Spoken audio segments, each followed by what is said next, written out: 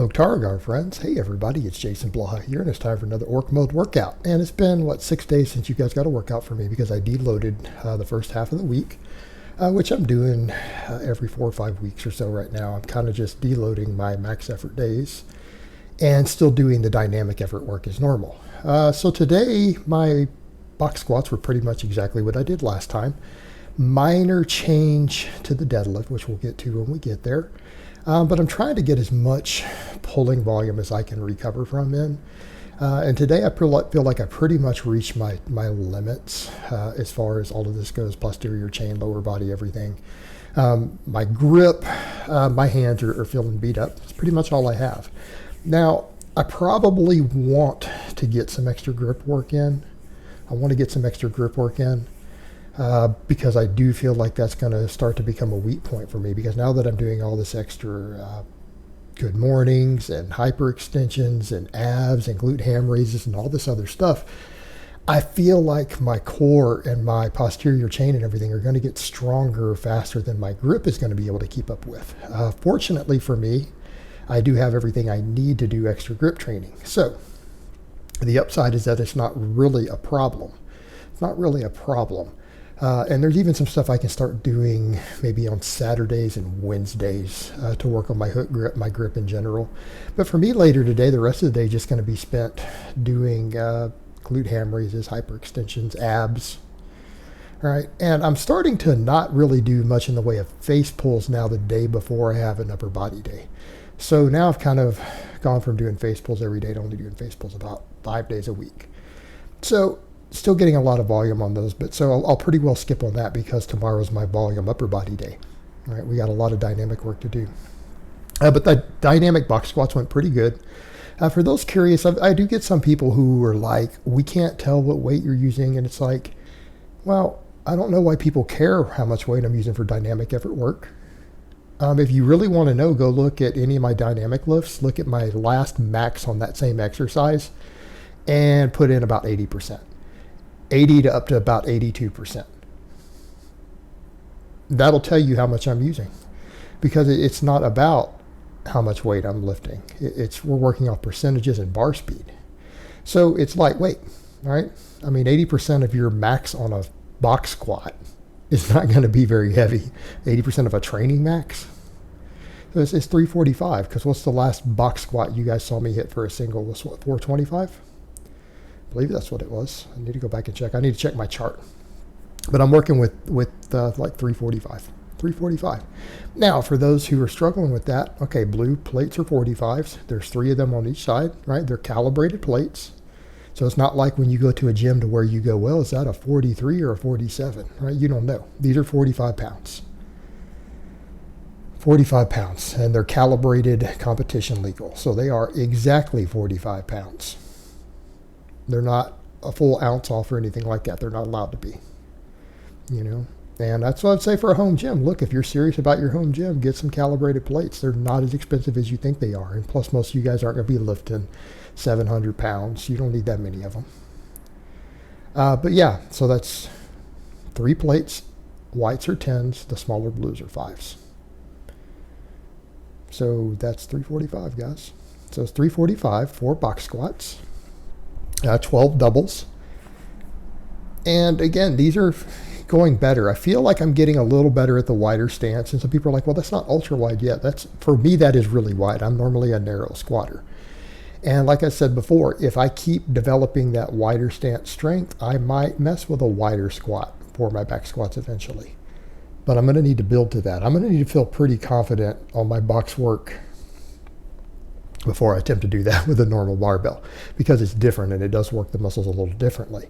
Now, is there a possibility that one day I'll be able to lift even more weight using that wider stance? Possibly. But I have some muscle imbalances that I need to correct before I do that. Now, there is that possibility because there is a potential for slightly more muscle involvement, and you can trim a hair of range of motion out, hypothetically. So that for a true max, it might add some poundages. And so it's something I'll need to explore later on. But for now, I'm just worried about the general strength building. And so for me, I use the squat stance for my normal back squat that I feel comfortable with. And it's going up, right? It's going up. Just have some weak points to work out, and it should be going good. And so my goal is actually to get that higher than it was when I was doing Bulgarian training. All right, so when I get my max past that, then I'll cut again later, because that's what a lot of people keep asking, and I keep reminding them, oh, I'm going to try to stay a hair under 220 as long as it takes to get nice and strong again, and then I'll start working my way back down to 200. But the point is, we need to get as strong as possible. We need to build work capacity, conditioning. So it's all general physical preparedness and a lot of little smaller exercises and core work and lower back work on my off days. Just getting body composition sorted, right? Trying to gain muscle in all the right places.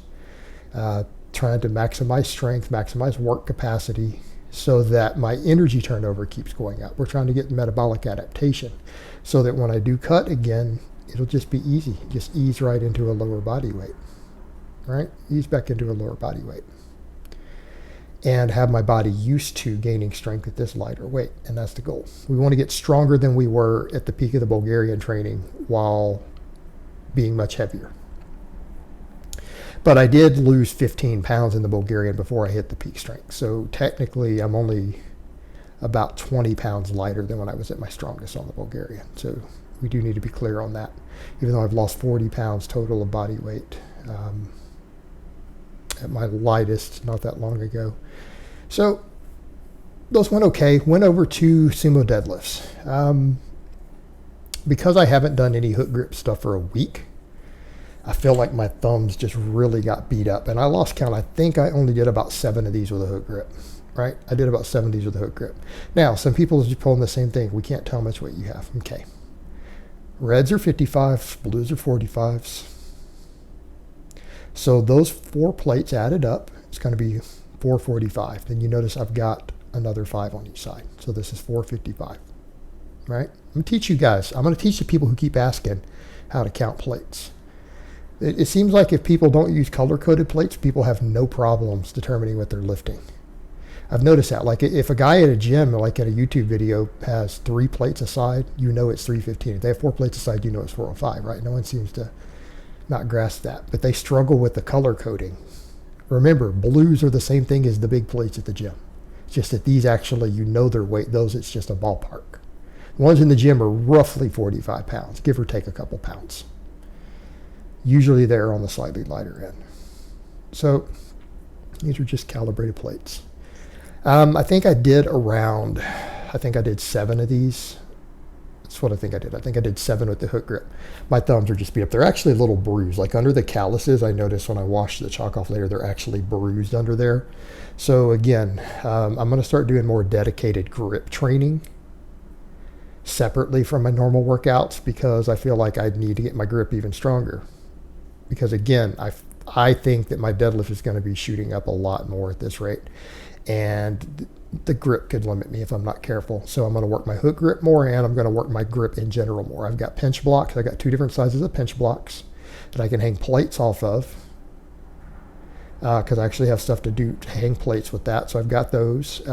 I could mess with stuff to where I could do lighter hook grip stuff, or I could do some heavy hook grip in my rack. Because that's what I tell people. Rack pulls are not a strength builder. They're a grip exercise.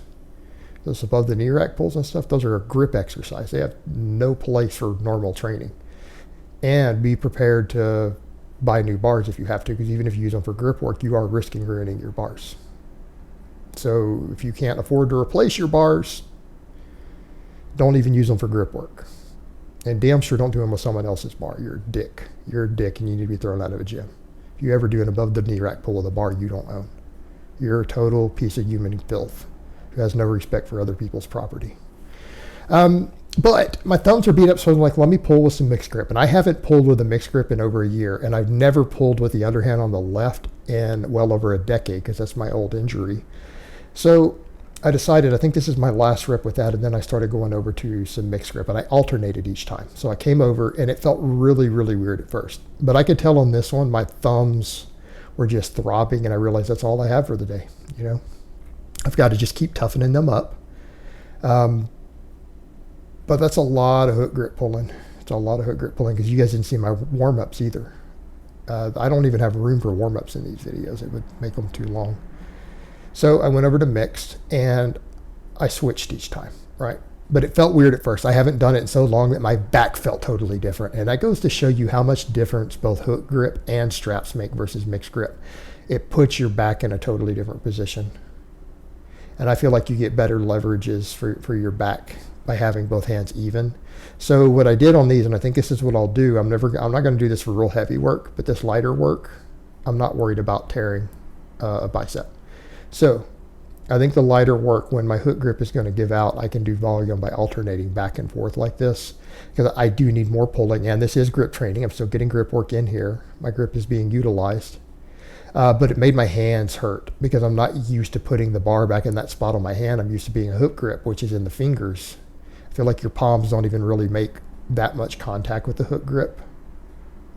And man, it left my hands sore. So they're a little bit sore even after just 4 reps with this. So I'll mess with this a little more. Keep it going. Keep using it to get extra pulling volume in when my hook grip is giving out without having to resort to straps. And so since I got, I think, around 11 singles today with this, I want to work up to 12 with this weight before I increase it for my speed work. I did a couple sets of good mornings. I couldn't make these feel right. Yes, I used a smoother bar because I noticed my really coarse bar on the good mornings is rubbing my upper back a little bit raw in the middle of my spine.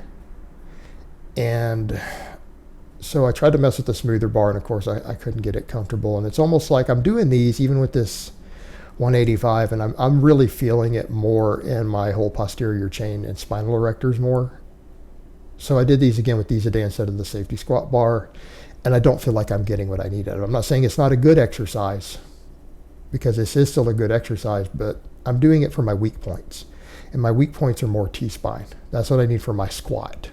So I'm going to go back to for using this as an accessory movement of more of the safety bar squat good mornings, so that I can work my thoracic spine more, which is, again, really a weak point for me on my squat. If I can get my T-spine stronger, my max squat's going to go up. So I feel like that's what I need to be doing more of. So when Monday rolls around after we test our squat, because it's going to be a max squat next week, I'll go ahead and work the other ones back in. And then I'm going to do other assistance work through the rest of the day. But this video's dragged on a little long with just my work sets. So I hope it's been informative, and I will talk to you guys next time.